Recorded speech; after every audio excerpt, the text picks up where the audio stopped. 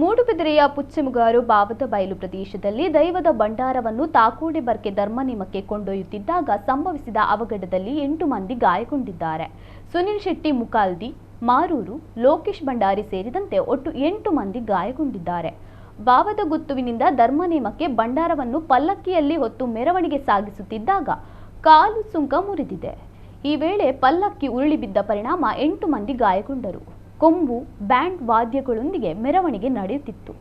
ಪಲ್ಲಕ್ಕಿಯಲ್ಲಿದ್ದ ಮೋಗಮೂರ್ತಿ ಹಾಗೂ ಇತರ ಧಾರ್ಮಿಕ ಪರಿಕರಗಳು ಕೆಳಕ್ಕೆ ಬಿದ್ದಿದ್ದು, ಪಲ್ಲಕ್ಕಿ ಹೊತ್ತವರು ಅದರಡಿಯಲ್ಲಿ ಸಿಲುಕಿ ಗಾಯಗೊಂಡಿದ್ದಾರೆ. ಇನ್ನು ಗಾಯಾಳುಗಳನ್ನು ಸ್ಥಳೀಯರು ಆಸ್ಪತ್ರೆಗೆ ದಾಖಲಿಸಿದ್ದು ಚಿಕಿತ್ಸೆ ಪಡೆಯುತ್ತಿದ್ದಾರೆ.